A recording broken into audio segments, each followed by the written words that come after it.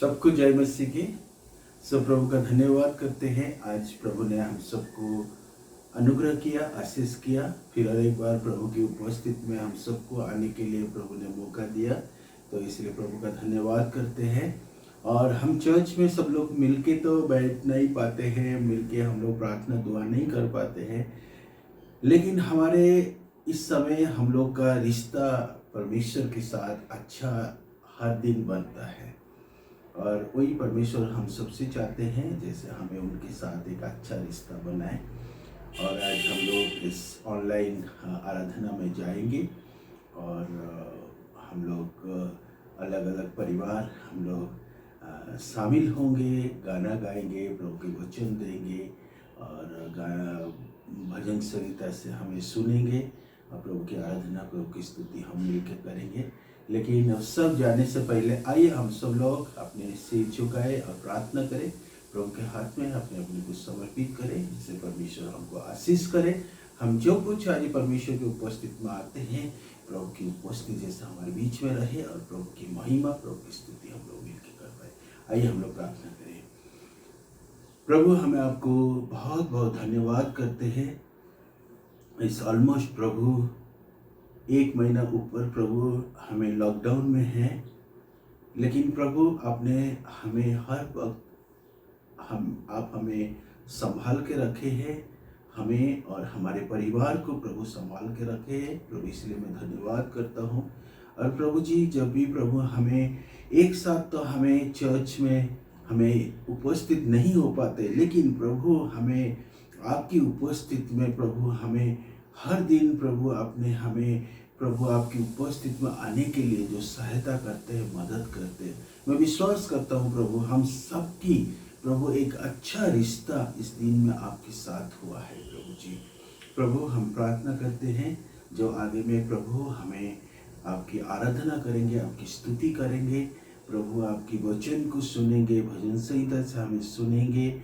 और प्रभु जी जो कुछ प्रभु जी हमें प्रभु आपकी महिमा के लिए करेंगे, प्रभु जी आपकी उपस्थित रहे। धन्यवाद करते हैं। हमें आगे की समय को आपके हाथों में हम समर्पित करते हैं और ये प्रार्थना हमारे प्रिय प्रभु यीशु मसीह का नाम से हम मांगते हैं, आमीन। प्रभु का धन्यवाद करते हैं। अभी हम लोग गाना आराधना में हम लोग जाएंगे और हमें एक नेपाली गाना जो डांस वो लोग भी हम देखेंगे, भजन संगीत भी सुनेंगे और प्रभु हम सबको आशीष दे। आइए हम प्रभु की महिमा में जाए।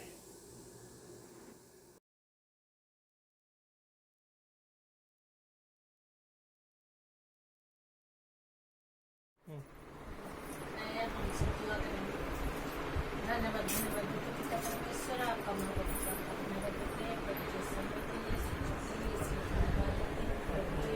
आपने हमारे को संभाल के अपने पुस्तक रखा प्रभु जी, इसलिए धन्यवाद देते हैं प्रभु जी। हम दुआ करते हैं प्रभु जी, हमारा प्रभु जी जितना भी भाई बहन को प्रभु जी ये है प्रभु जी, हर एक को आपके हाथ में समर्पित करते हैं, हर एक को आशीष देना अनुग्रह करना। जो बीमार में पड़ेंगे हम जानते नहीं जानते, सबको प्रभु जी आप जानते हैं। हम दुआ करते प्रभु जी, हम जो आपका वचन से पढ़ेंगे और गाना गाएंगे उसमें प्रभु जी आप प्रभु जी जैसे प्रभु जी हमारा जीवन में उसमें कार्य करना, आशीष देना प्रभु जी। दुआ यीशु मसीह के नाम से आमीन। हम भजन संहिता 121 को पढ़ेंगे।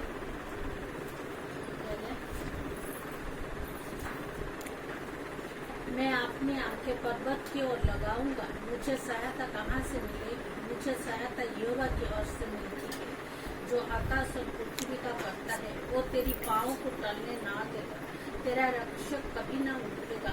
सुन, इस्राएल का रक्षक ना उठेगा और ना सोएगा। यहोवा तेरी रक्षक है, यहोवा तेरी दाहिने और तेरी आड़ है। ना तो दिन के धूप से और ना रात को चांदनी से तेरा छुड़ानी होगी। यहोवा सारी विपत्ति से तेरा रक्षा करेगा, ये तो तेरे प्राण की रक्षा करेगा। यहोवा तेरे आने जाने में तेरा रक्षा अब से लेकर सदा तक करता रहेगा। अभी गाना गाएंगे।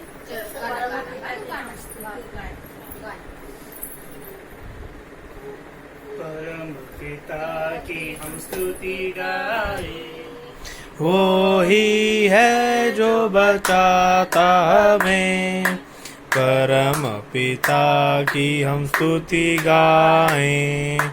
वो ही है जो बचाता हमें, सारे पापों को करता क्षमा, सारे रोगों को करता चंगा, परम पिता की हम स्तुति गाएं।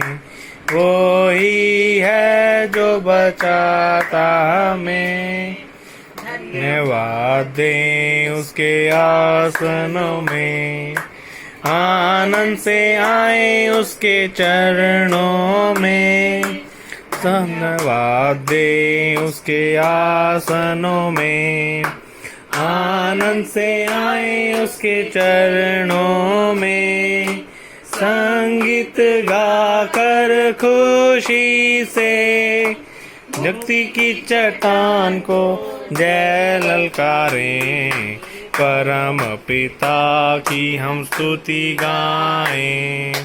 वो ही है जो बचाता हमें, हमारा है परम पिता, तारस खाता है सर्व सदा। ओ ही हमारा है परम पिता, तारस खाता है सर्व सदा। पूरब से पश्चिम जितनी दूर, उतनी दूर की हमारे गुनाह, परम पिता की हम स्तुति गाएं। वो ही है जो बचाता हमें, की तरह उसने दी तसल्ली, दुनिया के खतरों में छोड़ा नहीं। की तरह उसने दी तसल्ली, दुनिया के खतरों में छोड़ा नहीं। कलाम का दिया और दी हमेशा की जिंदगी, परम पिता की हम स्तुति गाएं। वो ही है जो बचाता हमें, मानिंद ढूंढा उसने,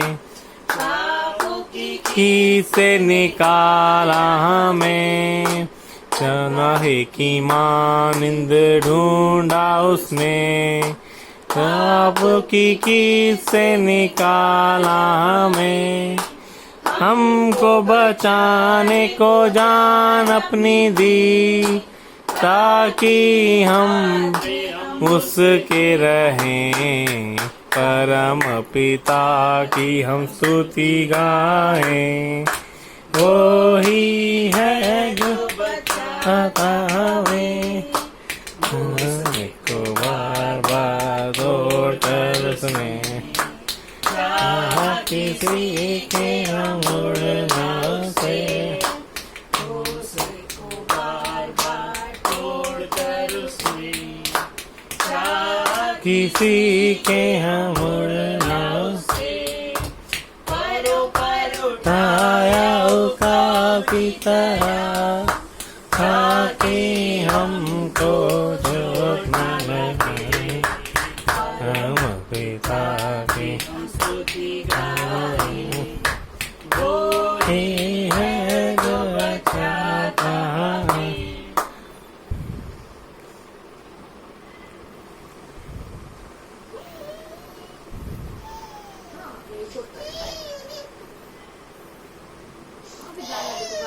आइए हम एक और गाने की तरफ बढ़ते हैं। यीशु मसीह तेरे जैसा कोई नहीं।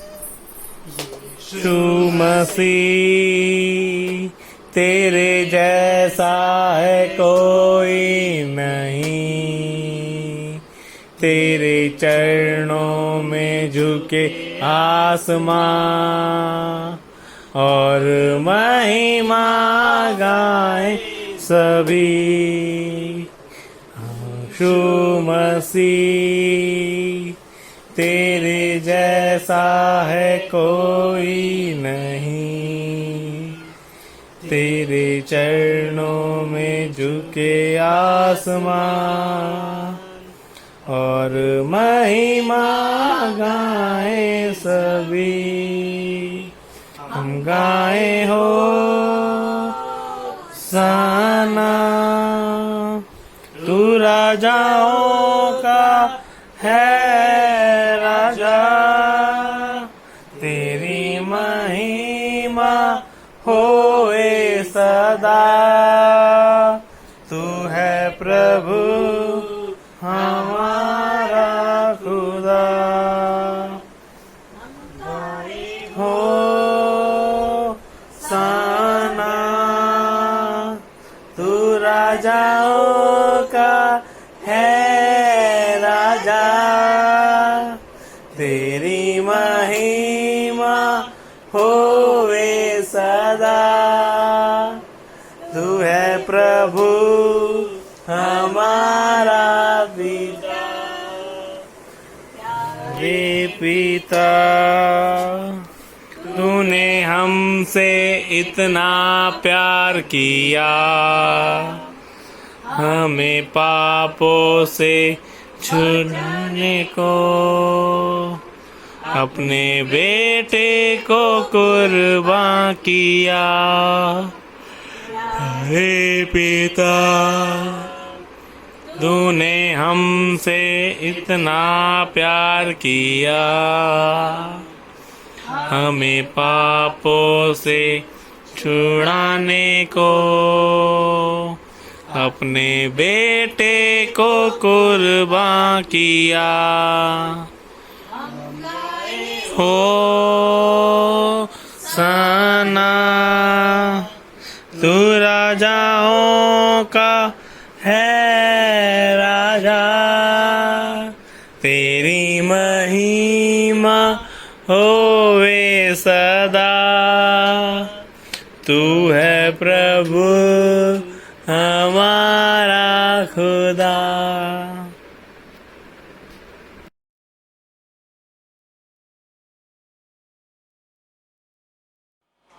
सबको जय मसीह की। जैसे कि जान पा रहे हैं कि जो बीमारी चल रही है, महामारी चल रही है, तो हम अपने प्रभु की आराधना नहीं कर पा रहे हैं, पर कोई बात नहीं। हम लोग अपने अपने घरों में बैठकर अपने प्रभु के नाम को धन्यवाद करें, वचन पढ़ें, जिससे हमारे प्रभु की महिमा हो। तो आज जो वचन हम शेयर कर रहे हैं वो है भजन संहिता 100 अध्याय, उसका 1 से 5 आयत तक। इसमें लिखा है, हे सारी पृथ्वी के लोगों, हे समस्त जाति के लोगों, संसार के लोगों, यहोवा का जय जयकार करो।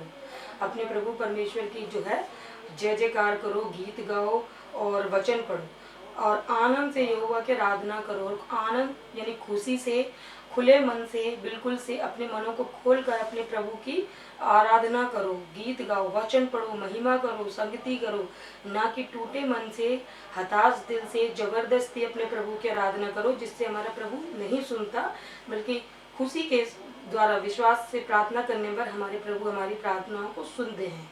जय जयकार के साथ उसके सम्मुख आओ। और जब भी आपस में मिलकर प्रार्थना करो या चर्च में प्रार्थना करो तो जय जयकार के साथ यानी खुशी के साथ ताली बजाकर, गीत गाकर अपने प्रभु के सामने अपने दिलों को रखो। निश्चय जानो कि यहोवा ही परमेश्वर है।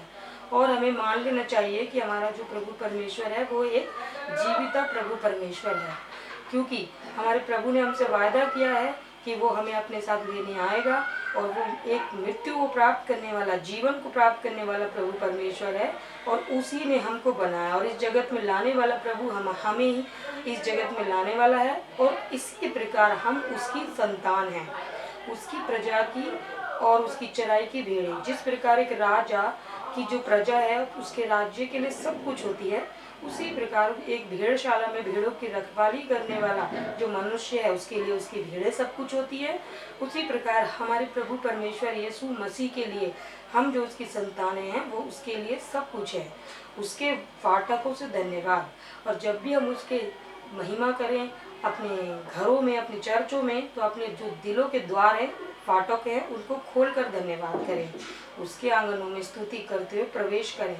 और जब भी उसके आराधनालय में जाएं, चर्च में जाएं या घर में बैठ के हम प्रार्थना करें, तो उसकी स्तुति करते हुए, यानी कि ताली बजा के, गीतों को गाकर, वचन को पढ़कर हमें उसकी स्तुति, महिमा, आराधना करनी चाहिए, जिससे कि हमारे मन में जो बुरे ख्याल हैं, जो बुरी बातें हैं, जो बुरे काम शैतान ने सोच रखे हैं, वो दूर हों और प्रभु का वचन सीधा हमारे हृदय में काम करे और उसका धन्यवाद करें। इसका मतलब है कि जब कोई मनुष्य का कोई काम सफल होता नहीं है और वो निराश हो जाता है, और उसे जब याद आता है कि प्रभु उसके साथ है, वो प्रार्थना करता है और सारे काम उसके सफल होते हैं, तो वो अपने प्रभु को धन्यवाद करना भूल जाता है। क्योंकि और प्रभु हमसे हमेशा प्रेम करते हैं, इसीलिए हमें उसका धन्यवाद करना चाहिए। हमेशा अपने प्रभु को याद रखना चाहिए, उसके नाम को धन्य कहना चाहिए, जिससे कि प्रभु हमेशा उसके साथ रहता है। क्योंकि यहोवा भला है, क्योंकि जो हमारा प्रभु परमेश्वर यहोवा है वो एक भला परमेश्वर है, दयालु पिता परमेश्वर है, नरम दिल प्रभु है, और जो है कि है अपने हमारे पापों को माफ करने वाला प्रभु परमेश्वर है। उसकी करुणा सदा के लिए है, और उसकी जो करुणा है वो एक सदा के लिए, सदा मतलब जीवन के अनंत काल तक हमारे साथ बनी रहेगी, और उसकी सच्चाई पीढ़ी से पीढ़ी तक बनी रहती है। इसका कहने का, इस वचन के कहने का मतलब ये है कि चाहे कोई मसीह में है, उसके साथ तो प्रभु परमेश्वर के साथ इस जीवन के अंत तक तो है ही, पर जो मनुष्य अन्य जाति का है, गैर जाति का है, अगर वो प्रभु परमेश्वर पर विश्वास रखते हैं, उनके वचनों का पालन करते हैं, वचनों को पढ़ते हैं, तो उसका भी उद्धार निश्चित है। उसकी जो पीढ़ी है वो इस जन्म की नहीं, बल्कि इस जन्म के अंत तक प्रभु का जो साथ है वो उसके साथ हमेशा बना रहेगा। कहने का मतलब है कि उसकी जो ये पीढ़ी है वो तो धन्य हो ही गई है, पर प्रभु के साथ उसकी हर पीढ़ी का बना रहेगा, जिससे कि प्रभु उसके कामकाज में, उसके हर एक जीवन में, उसके घरों में आशीष बरकत देगा, और उसका जो फल है उसकी पीढ़ी दर पीढ़ी उसको देख पाएगी। इस वचन के द्वारा कहने का मतलब यह है कि हमारे प्रभु का साथ हमारे साथ हमेशा बना रहेगा। हमें बस करना यह है कि अपने प्रभु का आनंद से, धन्यवाद से अपने प्रभु की आराधना करनी चाहिए, खुले मन से ताली बजाकर, और उसकी धन्यवाद करनी चाहिए। इस वचन से सबको आशीष मिले, बरकत मिले। जय मसीह की। आप सबको जय मसीह की। हम लोग वचन की ओर जाने से पहले हम लोग एक प्रार्थना करेंगे। प्रभु जी, हम इस समय के लिए आपको धन्यवाद देते हैं, आपकी उपस्थिति के लिए धन्यवाद देते हैं प्रभु जी। आपने प्रभु जी इन दिनों में जब लॉकडाउन हो रहा है प्रभु जी, और बीमारी बाहर फैल रहा है प्रभु जी, आपने हम सबको सुरक्षित रखा, इसलिए आपको बहुत बहुत धन्यवाद देते हैं प्रभु जी। जब हम वचन की ओर जाएंगे प्रभु जी, हम दुआ करते हैं कि हमारा ध्यान आपके वचन के ऊपर रहे और हम लोग सुने, और हम लोग प्रभु जी उसको हमारे जीवन में पालन करें प्रभु जी। जो कुछ भी प्रभु जी आप आज आशीष देना चाहते हैं आपके वचन के द्वारा, हम उसको स्वीकार करके हमारे जीवनों में उसको करने के लिए आप हमें सहायता मदद करना प्रभु जी। ये दुआ मैं यीशु मसीह के नाम में मांगती हूँ, आमीन। इन दिनों में जब हम लोग सब एक लॉकडाउन पीरियड में हम लोग जा रहे हैं, और एक टेंडेंसी होता है कि हम लोग कभी कभी चिंता करते हैं या न्यूज़ देख के हम लोग डर जाते हैं।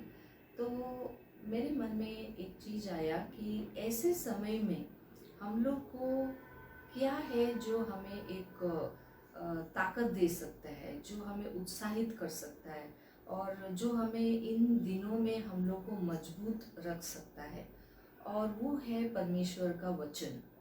और परमेश्वर का जो वचन जब हम पढ़ते हैं वो हमें बहुत आशीष देता है, हमारा सोच को बदलता है, हमारा देखने का नज़रिया को बदलता है। और हम लोग जब वचन पढ़ते हैं हम लोग इतना उत्साहित होता है कि चाहे दुनिया में कुछ भी हो जाए, कुछ भी हो रहा भी होगा, हम लोग के अंदर में एक ऐसा सामर्थ आ जाता है कि हम परमेश्वर को धन्यवाद देते हैं। तो ये बहुत ज़रूरी है कि हम लोग परमेश्वर का वचन को अच्छी तरह से हम लोग पढ़ें और हम लोग उसका पूरा फ़ायदा उठाएं। बहुत बार ऐसा होता है कि बहुत लोग वचन को इसलिए नहीं पढ़ते हैं क्योंकि उनको वचन पढ़ने के बाद कुछ मिलता नहीं है। या उनको समझ में नहीं आता है। तो आज जो मैं वचन बताने जा रही हूँ उसको हम लोग ध्यान से सुने, और जब हम उसको पढ़ते हैं तब हम लोग को पता चलेगा कि जब हम वचन को पढ़ते हैं हम लोग उसका पूरा जो फायदा होता है, लाभ होता है, हम उसको हमारे जीवन में कैसे उसको अनुभव कर सकते हैं, हम लोग उसके बारे में आज सुनेंगे। तो आज का जो वचन है जो मैं पढ़ूंगी, याकूब का 1:21 से लेके 25 तक का आज वचन है और मैं पढ़ूंगी इसको। इसीलिए सारी मलिनता और बैरभाव की बढ़ती को दूर करके उस वचन को नम्रता से ग्रहण कर लो जो हृदय में बोया गया और जो तुम्हारे प्राणों का उद्धार कर सकता है। परंतु वचन पर चलने वाले बने, और केवल सुनने वाले ही नहीं जो अपने आप को धोखा देते हैं। क्योंकि जो कोई वचन का सुनने वाला हो और उस पर चलने वाला ना हो तो वो उस मनुष्य के समान है जो अपना स्वाभाविक मुंह दर्पण में देखता है, इसीलिए कि वो अपने आप को देखकर चला जाता और तुरंत भूल जाता है कि मैं कैसा था। पर जो व्यक्ति स्वतंत्रता की सिद्ध व्यवस्था पर ध्यान करता रहता है वो अपने काम में इसलिए आशीष पाएगा कि सुनकर नहीं पर वैसा ही काम करता है। तो सबसे पहले जब हम इन वचनों को पढ़ते हैं, जब हम लोग जब एक स्टूडेंट एक एग्ज़ाम देने जाता है, पेपर देने जाता है, तो वो एक तैयारी के साथ जाता है और वो एक तो उसका जितना भी पढ़ाई है वो अच्छे से तैयार करके फिर वो क्या करता है, सब स्टेशनरी जैसा पेन हो गया, पेंसिल हो गया, रबर हो गया, ये सब चीज़ें लेके जाता है एग्ज़ाम सेंटर को। बिना तैयारी में एक स्टूडेंट एग्ज़ाम देने नहीं जाता है। और अगर हम लोग कहाँ ट्रैवल कर रहे हैं और हम लोग को ट्रेन में जाना है तो उसके लिए भी हम लोग को पहले से ही तैयारी करना है। हम लोग को ट्रेन का टिकट को बुक करना पड़ेगा, फिर हम लोग को पैकिंग करना पड़ेगा, हम लोग को प्लानिंग करना पड़ेगा कि कहाँ जाएंगे, कहाँ रहेंगे, वगैरह वगैरह। लेकिन अक्सर ऐसा हो जाता है कि जब हम वचन को पढ़ने जाते हैं तो एक पूरी तैयारी के साथ हम लोग नहीं आते हैं।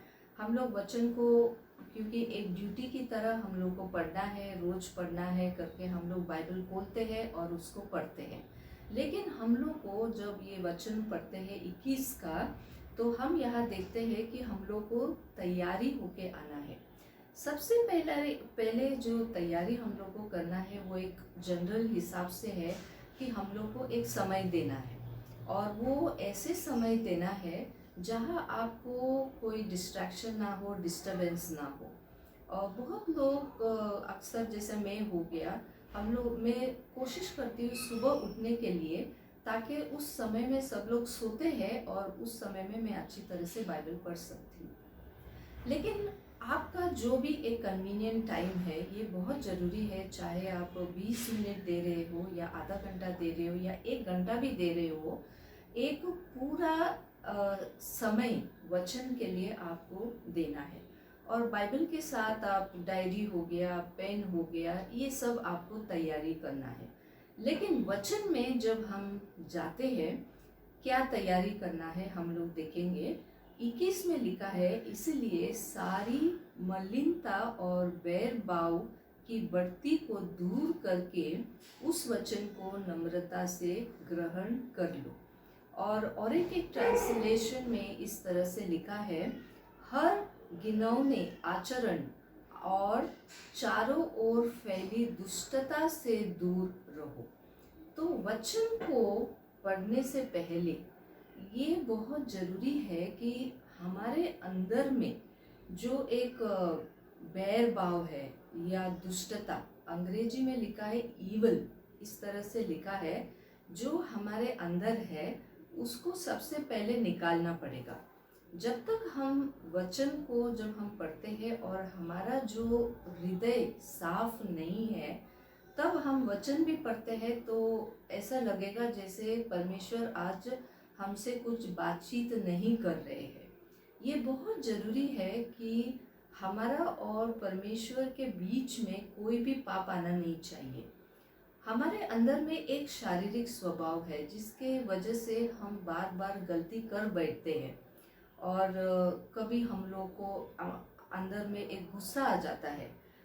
यहाँ वचन में लिखा है कि क्योंकि मनुष्य का जो क्रोध परमेश्वर के धर्म का निर्वाह नहीं कर सकता है।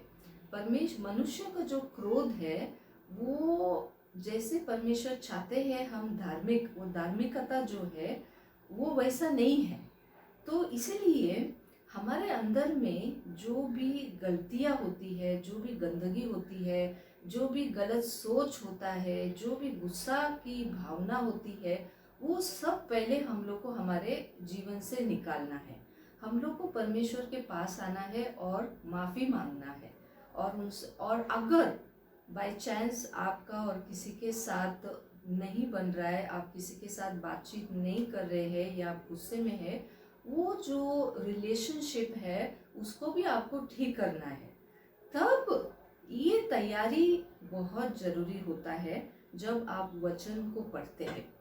फिर जब आप एक क्लियर हार्ट के साथ जब परमेश्वर के वचन को आप पढ़ते हो, तब परमेश्वर आपके साथ बातचीत करता है। तो सबसे पहले वो बहुत ज़रूरी होता है।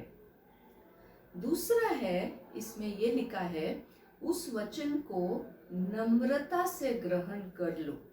अब ऐसा है कि हम लोग सोचते हैं हमारा बुद्धि है, हम पढ़ सकते हैं, हम समझ सकते हैं, और हम लोग के अंदर में हो सकता है एक घमंड भी हो सकता है कि मैं पढ़ सकता हूँ, मैं समझ सकता हूँ। नहीं, जब वचन को जब हम लोग पढ़ते हैं, ये बहुत ज़रूरी है कि हम नम्रता के साथ आए। हम लोग परमेश्वर से प्रार्थना करना बहुत ज़रूरी है, ये बोलते हुए, परमेश्वर आपने मुझे बुद्धि दिया है, मैं पढ़ लिख सकती हूँ, सब कुछ कर सकती हूँ, लेकिन फिर भी आपका वचन को समझने के लिए मुझे आपकी मदद का ज़रूरत है। और परमेश्वर का वचन में ये भी लिखा है कि पवित्र आत्मा है जो हमें इन वचनों को समझने के लिए मदद करता है। तो इस अप्रोच से जब हम परमेश्वर के पास जाएंगे और एक नम्रता के साथ हमारा जो भी पढ़ाई है, जो भी है, उसको साइड करते हुए हम लोग को ये बताना है कि परमेश्वर, मैं तो कुछ भी नहीं हूँ, लेकिन आप मुझे इन वचनों को आप मुझे समझाओ। आप आज मुझे क्या बातचीत करना चाहते हैं वो आप मुझे समझाओ। इस तरीक़ा से हम लोग को एक नम्रता पूर्वक परमेश्वर के पास आना चाहिए। ये एटीट्यूड बहुत इम्पोर्टेंट होता है। उसके बाद इसमें ये लिखा है, उन वचन को नम्रता से ग्रहण कर लो। अब बहुत बार क्या होता है, हम लोग ग्रहण नहीं करते हैं। आज ही मैं एक वचन पढ़ रही थी, भजन संहिता में 92 में ये लिखा है कि वे जब बूढ़े होंगे तब तक वे फल देते रहेंगे, वे हरे भरे स्वस्थ वृक्षों जैसे होंगे। ये धर्मी लोग के बारे में बताया है। तो ये लिखा है कि जब आप बूढ़े भी हो जाएंगे तब भी आप फल देते रहेंगे। इसको हम लोग को स्वीकार करना है। सपोज कोई एक बुजुर्ग है और उसको ये वचन पढ़ रहे हैं और वो ये बोलेंगे, अरे मेरे अंदर में ताकत भी नहीं है और दांत भी गिर रहे, ठीक से बात भी नहीं कर पा रही हूँ, और इस तरीक़ा से सोचेंगे तो हम लोग विश्वास नहीं करते। लेकिन हमारा जो शारीरिक नेचर की कैसा भी हो, लेकिन जब हम लोग इसके ऊपर विश्वास करेंगे कि परमेश्वर, आपने आपके वचन में लिखा है कि बूढ़े होने के बाद भी जो धर्मी लोग हैं वो लोग क्या करेंगे, वो लोग फल देते रहेंगे। तो आज भी हमें एक आशा है कि हम मरने तक भी हम लोग क्या करेंगे, फल देते रहेंगे। इसका ऊपर हम लोग को बहुत ज़रूरी है कि हम लोग उसको स्वीकार करें। जब तक हम लोग स्वीकार नहीं करेंगे, उसको हम लोग आज्ञा को पालन नहीं करेंगे। तो बहुत बार आज के टाइम में हम लोग क्या करते हैं, बहुत दूसरे बात को विश्वास करते हैं, न्यूज़ को देखते हैं उसको विश्वास करते हैं, जो लोग बोलते हैं इसका ऊपर विश्वास करते हैं, लेकिन जो वचन बोलता है उसका ऊपर हम लोग विश्वास नहीं रखते हैं। ये बहुत ज़रूरी है कि हम लोग को इस वचन जब पढ़ते हैं उसको स्वीकार करना चाहिए। उसके बाद इस तरीका से लिखा है कि उस वचन को नम्रता से ग्रहण कर लो जो हृदय में बोया गया है। यानी कि परमेश्वर ने वचन को आपके अंदर में बोया है, उसको बोया है। और जब हम लोग पौधा को एक गमले में डालते हैं तो हम लोग क्या करते हैं, हो सकता है बाहर से एक पौधा लेके आते हैं, उसमें जड़ होता है, उसमें थोड़ा मिट्टी होता है, फिर हम लोग हमारे गमले में आते हैं और जाके उसको थोड़ा खोदते हैं और उसको अच्छी तरह से उसको हम लोग प्लांट करते बोते हैं और फिर हम लोग उसको मिक्स करके फिर हम लोग पानी देते हैं। उसके बाद जब वो पौधा जड़ को जब वो पकड़ता है और वो फिर फैल जाता है, तब वो क्या करेगा, तब वो फल लेके आएगा या फूल लेके आएगा, वो बढ़ जाएगा। लेकिन अगर वो जड़ नहीं पकड़ेगा तो क्या करेगा, वो सूख के वो मर जाएगा। तो परमेश्वर जो है ये वचन को हमारे अंदर में बोया है, लेकिन जो जड़ पकड़ने का जो काम है वो हमारा है। हम लोग को क्या करना है, गहराई से हम लोग को जड़ को पकड़ना है। कुलुस्सियों 2:7 में इस तरीका से लिखा है, और उसी में जड़ पकड़ते और बढ़ते जाओ। जब हम लोग बोलते हैं जड़ पकड़ना, हम लोग को क्या करना है, वचन को और गहराई से हम लोग को पढ़ना है। जितना हम लोग वचन को गहराई से पढ़ेंगे उतना हम लोग परमेश्वर को और जानेंगे, और उतना ही हम लोग ये भी जानेंगे कि हम लोग को किस तरह से जीना है, ताकि हम परमेश्वर को हमारे जीवन के द्वारा हम लोग उनको महिमा दें।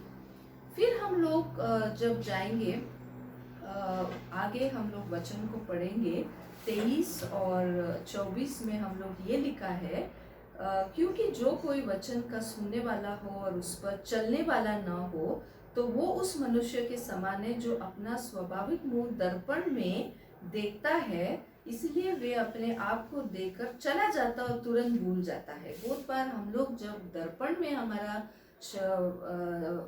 चेहरा को देखते हैं, उसके बाद जब हम लोग बाहर जाते हैं हम तुरंत भूल जाते हैं। तो जो वचन है वो दर्पण की तरह नहीं होना चाहिए कि हम लोग ने पढ़ लिया और फिर थोड़े समय के बाद हम लोग भूल गए। इस तरीका से हम लोग को नहीं पढ़ना है।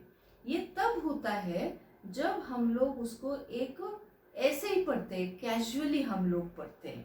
हम लोग को क्या करना है, इस वचन में दिया है हम लोग को ध्यान देना है।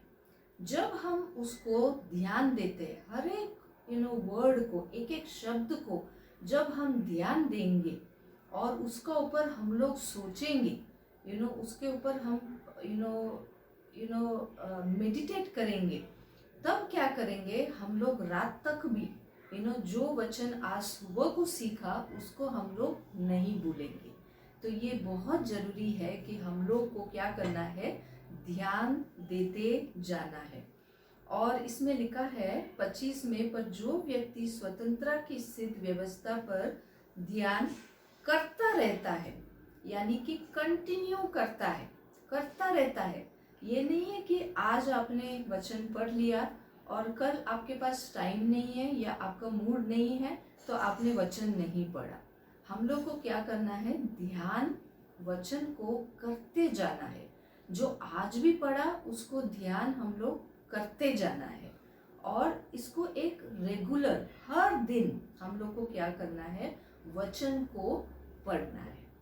और इसमें क्या लिखा है, पर जो व्यक्ति स्वतंत्र का सिद्ध व्यवस्था पर ध्यान करता रहता है वो अपने काम में इसलिए आशीष पाएगा कि सुनकर भूलता नहीं, पर वैसा ही काम करता है। एक होता है कि जब हम ध्यान देंगे तब हम भूलेंगे नहीं, और दूसरा क्या होता है, जब हम उसको पालन करेंगे तब भी हम लोग इन वचनों को हम लोग नहीं भूलेंगे। अब ऐसा है कि हम लोग सब खाना बनाते हैं और अगर हम लोग दाल बनाते हैं, ये तो रोज दिन का काम होता है। हो सकता है आप हर दिन दाल बनाते हैं, हर दिन चावल बनाते हैं, या एक ऑल्टरनेट डेज में आप दाल बनाते हैं। तो आप दाल बनाते बनाते आप एक्सपर्ट हो जाते हैं। आपको फिर आपका रेसिपी बुक या यूट्यूब या किसी को फ़ोन करके आपको पूछना नहीं है कि भाई मैं भूल गई दाल कैसे बनाना है। क्यों? क्योंकि आप रोज उसको करते रहते हैं, इसलिए आप भूलते नहीं हैं। लेकिन आप अगर कभी और एक रेसिपी हर टाइम कोई एक मिठाई हो गया, उसको आप रोज नहीं करते हैं, वो कभी कभार आप करते हैं। हो सकता है आज आपने किया और उसके बाद 1 महीने या 2 महीने के बाद आपने सोचा चलो पिछले बार मैंने बनाया तो आज मैं बनाऊंगी। लेकिन जब आप 2 महीने के बाद जब आप एक मिठाई को बनाते हैं तो हो सकता है आपको फिर किसी को फ़ोन करना पड़ेगा, आप मुझे याद दिलाएंगे कि आपने वो कैसे किया, या आप हो सकता है आपका रेसिपी बुक को जाके फिर आपको जाके देखना पड़ेगा। वो इसीलिए क्योंकि आप उसको रोज नहीं करते हैं। सेम वे जब आप वचन को रोज आपके जीवन में उसको प्रैक्टिस करते जाएंगे, जो आप सीखते हैं उसको प्रैक्टिस करते जाएंगे, आप उसको भूलेंगे नहीं। तब ये वचन कहता है कि जब आप ये सब चीज को आप करोगे तब आप क्या करेंगे, आप आशीष पाएंगे।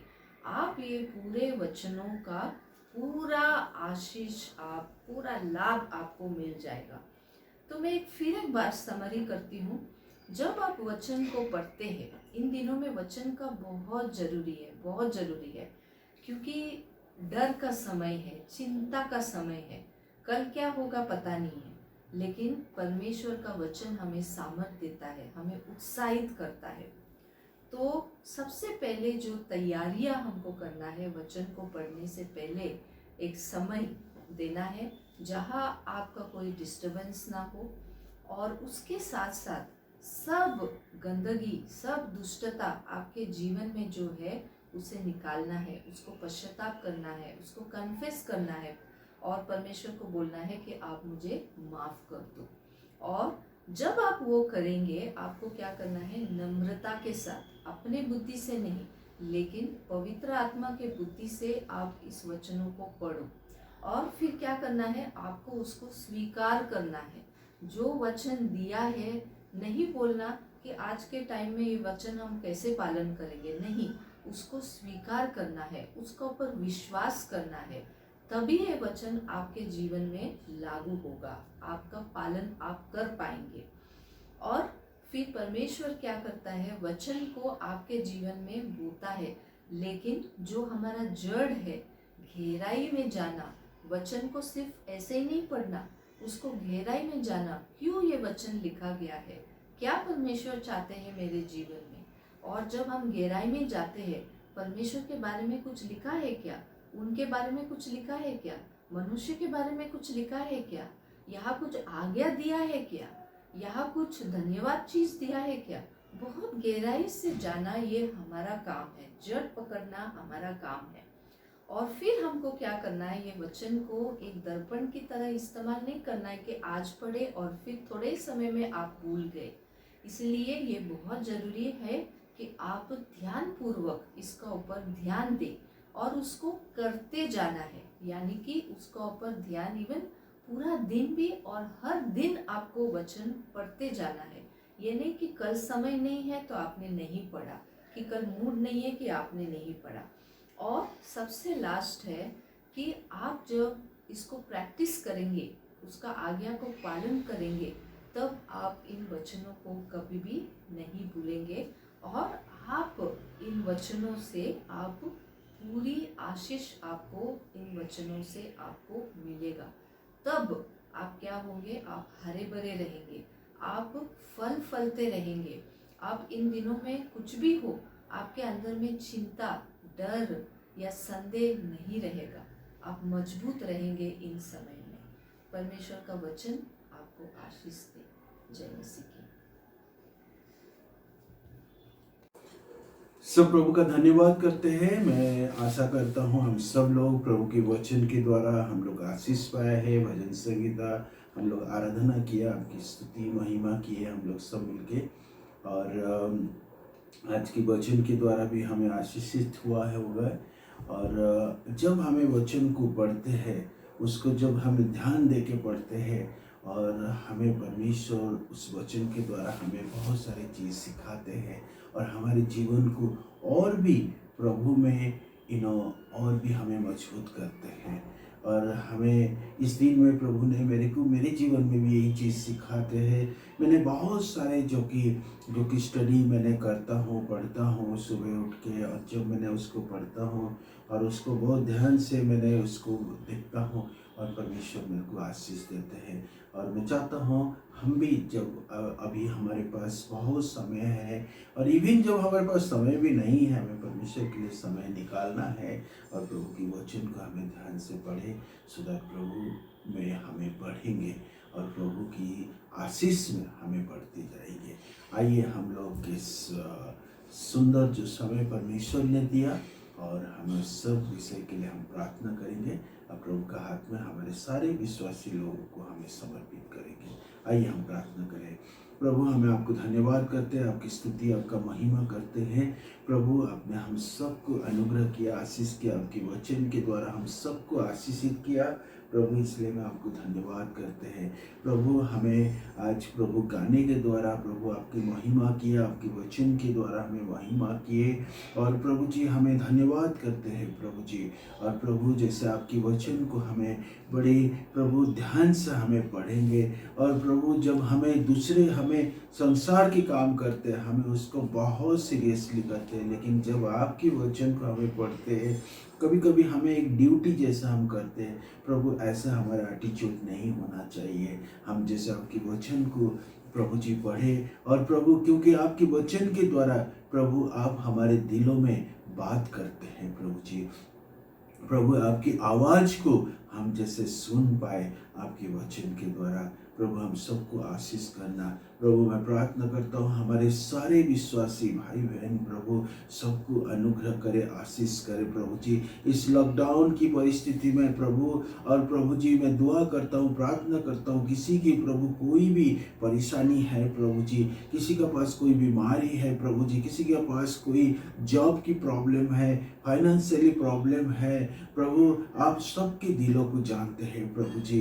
प्रभु, आप सबको प्यार करते हैं प्रभु जी, और प्रभु हम सब प्रभु जी आपके चुने हुए प्रभु जी संतान है प्रभु जी।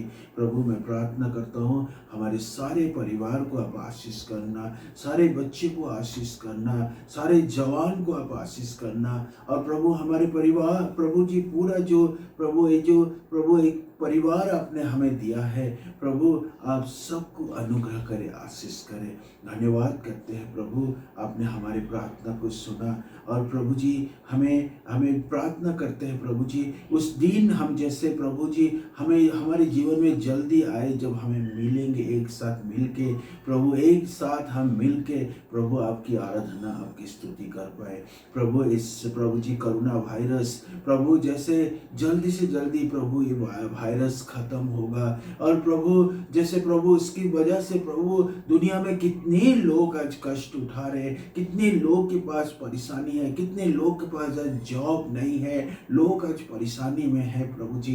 प्रभु, मैं प्रार्थना करता हूँ प्रभु इस परिस्थिति में लोग जैसे प्रभु आपको जानेंगे और आपको विश्वास करेंगे प्रभु। उस दिन मैंने पढ़ रहा था प्रभु जी, जो प्रभु लगभग 1.6 मिलियन लोग जो कि प्रभु जी जो नए लोग प्रार्थना अनुरोध किए हैं प्रभु जी।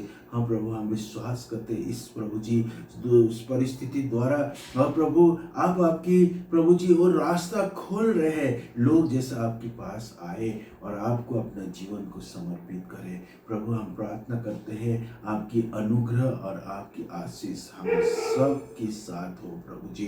केवल हमारे चर्च नहीं, लेकिन जितने भी विश्वासी भाई बहन इस जगत में पा जाता है, जितने लोग इवन आज आपको नहीं जानते प्रभु जी, उन्हें भी अनुग्रह करें जैसे वो भी आपको जाने प्रभु जी। धन्यवाद करते हैं और प्रार्थना प्रभु यीशु मसीह का नाम सब मांगते हैं, आमीन। हमारे पिता परमेश्वर के अनुग्रह, प्रभु यीशु मसीह का प्रेम, पवित्र आत्मा की उपस्थित हम सब के साथ अभी और जीवन के अंत तक होते रहे, आमीन। सबको जय मसीह की।